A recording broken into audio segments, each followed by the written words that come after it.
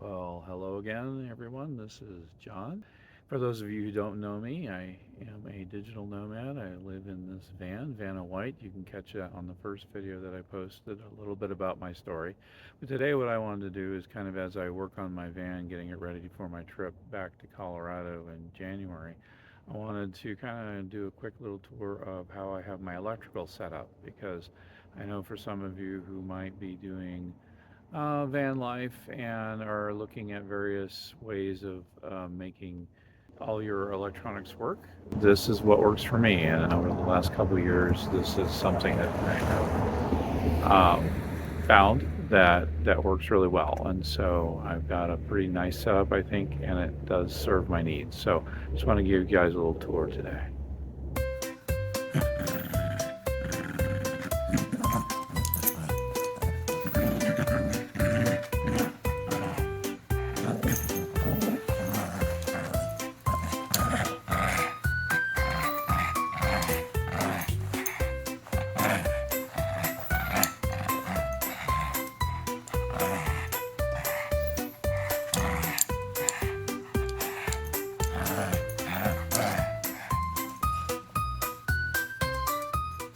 So the heart of the system is this Renogy setup. I have my various fuse boxes, the solar charger, a 2,000 watt inverter, and there is a battery bank back here of 200 amp hours, and one back here 200 amp hours as well.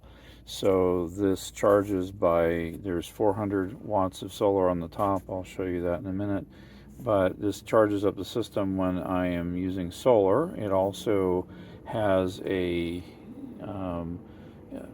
DC to DC charger up front for charging off the battery, and as you can see here with the fuse box and whatnot, and around the side, as we'll show you in a minute, the plug-in. So there's three ways to charge this system up, but I find that these are AGM batteries. They're 200 amp hour, 100 amp hours each, wired together in parallel, and they have, I think it's parallel. Who knows? But the system has served me very well with that much power. I did upgrade over the last year to a second battery. It's sitting back here behind the other seats in the garage here. All this foolishness back here is my garage, all my parts and tools and whatnot that I need. But the setup itself is a space-saving kind of setup. So I did a lot of experimentation. I did learn how to wire all this stuff up from City Prepping, and a good channel there with some tutorials on setting up a solar system using the same equipment. And back there behind the system is all the fuses and bus bars and everything, and it's on a slide out kind of a system. I can slide each layer out, so instead of just spreading everything out, I didn't have the room for that. I kind of stacked it with enough room for ventilation and other things, and then I can cover this up as well to make sure water stays out of the system.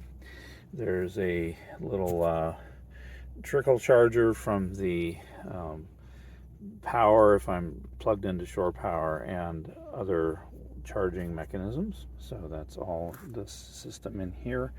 And then the major thing I had to figure out and make sure I do is make sure all my wiring was the right gauge. And so that's the most important thing. And plenty of fuses, tons of fuses going on in the system to make sure that I don't burn anything up. So that is the core of the system, which is a Renogy solar charger and a 2,000 watt inverter. Up here on the top, I'm going to just hike up here on the top real quick. You can see that I have a setup up here with total of 400 watts, sort of. There's two Renogy 100 watt panels and a 200 watt panel up front, which I added later. They're not the same brand. I know you're not supposed to do that.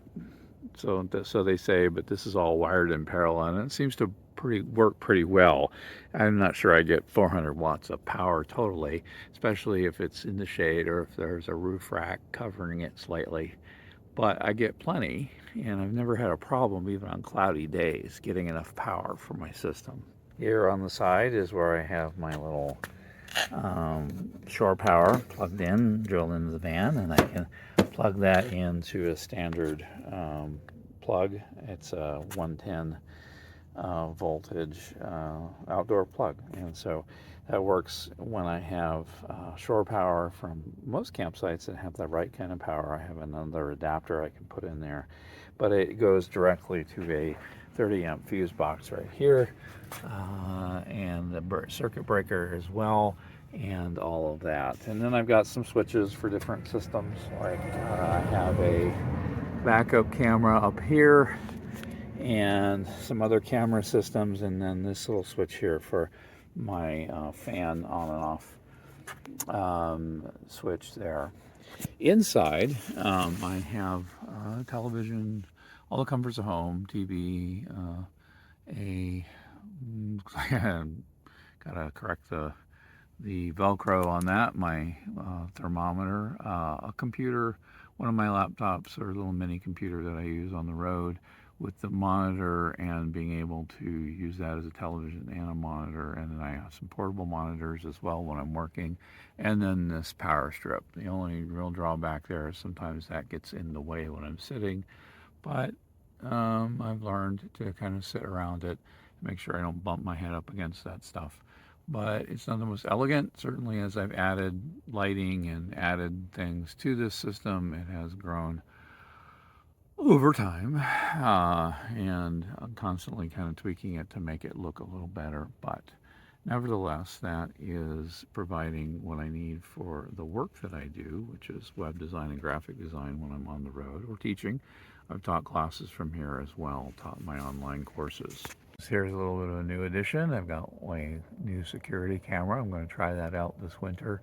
Nothing is so much worse as waking up at 1 a.m. with weird sounds outside your van with no windows and not being able to check out what's going on. So a little security camera over the barn doors here, and a motion sensitive floodlights that sometimes I put on if I want just a little extra security. It is a solar powered floodlight. It's a simple one that runs on its own and has its own batteries as well. So you might wonder what it is I can actually run in here off of that battery system. And here's some other things that I can run.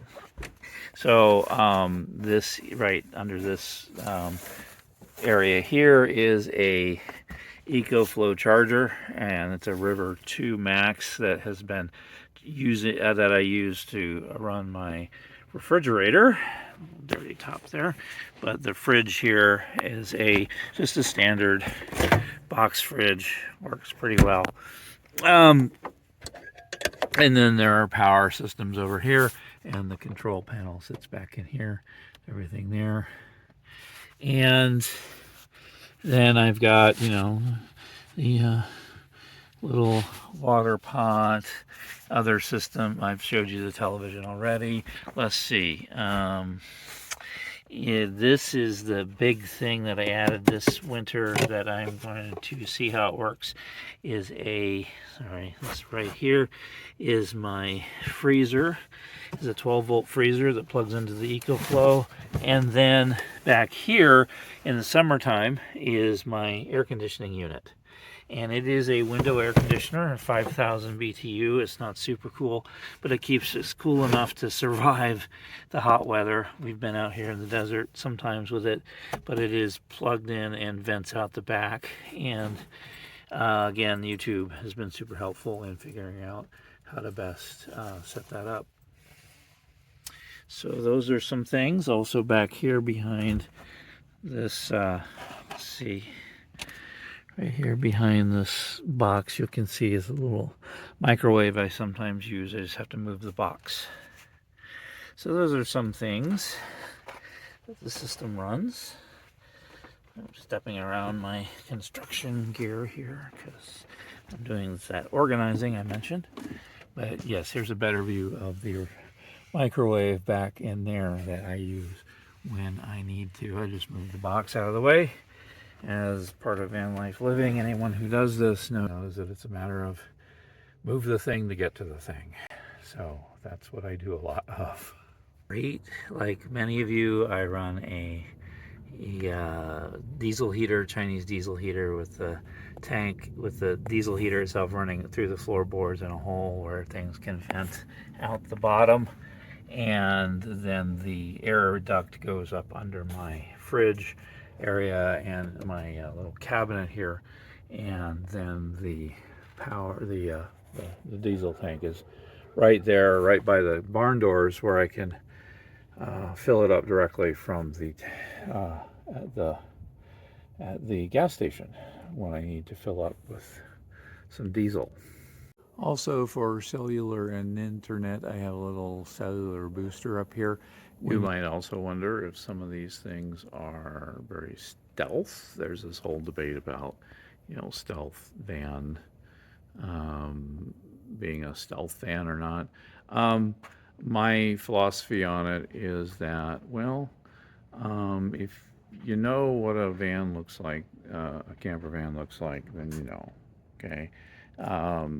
If there is if it's super obtrusive, then people tend to have a problem with it sometimes. If it's not, if it's really simple, then people don't usually get bothered by it. It could look like a work van. The other aspect of it is that if it is a camper van, then there might be someone in there, so we don't want to bother them. And for the people who do want to bother me, there are discouraging items up here that may discourage such a curiosity. So that is kind of my philosophy. It just, there's been, again, the debate about whether or not a camper van needs to look stealth or not in the city. I've never been bothered with this. It's been clean enough.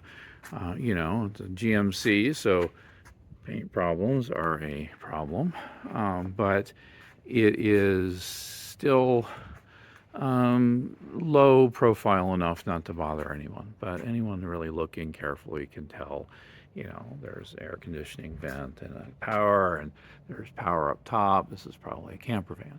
But if for most people who aren't even paying attention, it's just a work van. So that's kind of my philosophy on this. It's sort of half stealthy, half not. I don't really worry too much about that myself.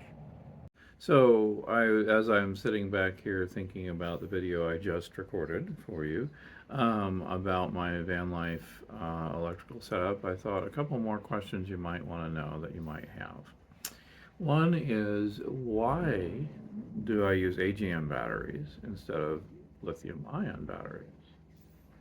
Well, the AGM batteries, I find, are better for cold weather. I live up in Colorado, and it gets very cold in the wintertime, especially in January, February, where temperatures can dip below 0 Fahrenheit, plenty below 0. And lithium-ion batteries don't perform well in cold weather. They can be damaged by charging in cold weather, and anytime I'm in the sun, I want to be charging. So AGM batteries perform much better in the colder weather and can tolerate heat as well. And they don't require things like an onboard battery management system or a BMS or anything like heaters, battery heaters and things like that. They will perform just fine. Will they last as long as a lithium-ion battery? No, but they are cheaper, and they are heavier, a lot heavier. Each one of those batteries is about 120 pounds each, so was a lot putting them in there for this old guy getting them in there himself. It could be heart attack inducing for some of you. Maybe you might need some help, but I did get them in there. And they do carry a lot of weight, but at the same time, it's a trade-off. So whenever you're thinking about your electrical system in the van, you also want to be thinking about trade-offs. What do I need? How much power do I need? How long do I think I need to be dealing with these batteries? If my AGM batteries last, and they've been in there for 2.5 years and doing just fine, um, through all the extremes of temperature and whatnot, and use as well. Again, I did just expand it with another 200 amp hour battery as well. But so I have a total of 400 amp hours now, which runs that air conditioner really well in the summertime for a number of hours without needing to be plugged in. Although normally when I'm running the AC or the microwave, I'm plugged in. If I can, I just wait till I have a plug-in connection. But if I don't, and I'm out in the middle of nowhere, that AC unit, it is a what do they call it? It is just a Walmart unit, window unit, cheap. Can slide in and out. It is the Medea, I think, and it is 500 5,000 BTUs, and it cools it down to a nice, safe temperature. Is it the most comfortable? No. If it's 90 plus degrees outside, it is not super comfortable, but it is livable. And that's the important thing for me, is making sure that my dog and myself stay safe if we need to cool down, and we can't just open the windows up or something like that. So lots of fans as well. Fans are key. Fans. Anyway, those are, but the new system does work really well. It does operate because they are eco mode type of AC units and things like that. Everything is Energy Star, so it uses less wattage overall when it's after it's powered up and it's cycling. Once the compressors kick in, it uses a little bit of a surge, but not a big one, and it doesn't overwhelm my system nor drain it to nothing. And as far as my heat goes, my diesel heater uses very low wattage and I can run it continuously for days on my system. So that has worked out really well and kept things nice and warm even in sub-zero temperatures. I have been in the van traveling in sub-zero temps when it has been. Um, what are you eating down there, buddy? Gabby. Yeah, we're talking about you. Yeah. Oh well. So I've been in the sub-zero temps in places in blizzards in the van, and it has maintained a nice, comfortable 60 degrees inside the van with that one diesel heater. So it's a 5 watt, I think 5 kilowatt diesel heater, and so I think that's what it's rated for. It's the medium one. It's been plenty. It's usually too hot, and so it runs really well the way it's set up. But anyway, that's kind of a couple questions you might have. The other question you might have is, how in the world do I deal with that foolishness of my rat's nest of cables? Well, it's not as bad as it looks. The wiring, since I installed it, I should know exactly how everything is wired together. But the wiring diagrams and things are out there. I did get my wiring set up in tutorial from City Prepping, a good channel on things like that for tutorials. And it would be nice if it were laid out and set up like you see those really nice fan builds online where there's an electrical cabinet and everything's all wired together and bolted down in a certain way. I find that the setup that I have with the two shelves that slide out and lets me access the components, the breaker bars, the bus bars, I guess, and the um, fuses and everything else that needs to be behind the chargers and the um, inverter, which is a big inverter. It is able to access it just fine if I slide those panels out and all that. So, they're pretty secure. They don't rattle around or anything in there. So, and there's plenty of ventilation around it, so they never get too hot. I rarely ever hear that coolant fan on the inverter go on. So it's staying pretty healthy in there. So that all works out, and I just cover it up with some a rubberized cover when I'm not back there, and that keeps any water that might leak. Thankfully, no leaks so far. But nevertheless, if there were water back there, it keeps it from getting all wet and stuff, which is bad for electronics, I hear. Anyway, so that's kind of how I have it set up, and a couple of questions you might have looking at my setup in there. But anyway, those just occurred to me while I'm sitting back here in my mom's patio. Beautiful patio back here, looking at her garden. I did some painting this summer of her flowers, and that was really nice. And um, I'll show you some of that too. I do watercolor painting, and I have a little painting, plein air painting set up in my van that I also carry and travel with me and do some work on the road. A little bit of painting, so non-digital Nomad stuff.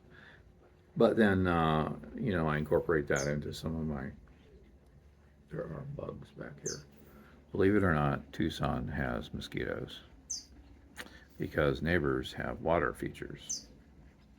Anyway, there are, yes, I think that mosquito is gone. So, anyway, so I do some of that stuff too, just for fun, and then post that on digital products that I create for an Etsy store and some other things. So, those are some of the other little ways that I stay creative on the road. But anyway, I just wanted to give you that quick tour of my electrical system. I hope you enjoyed it. I hope you got something from it, maybe some ideas for your own builds. Anyway, if you have a question, leave me a question and I'll try to answer it. And thanks for watching. And remember, like and subscribe. This is a new channel. I'm trying to see if this whole YouTube thing works out for me. So we'll see. Give it time, they say. Thanks for watching. Bye-bye.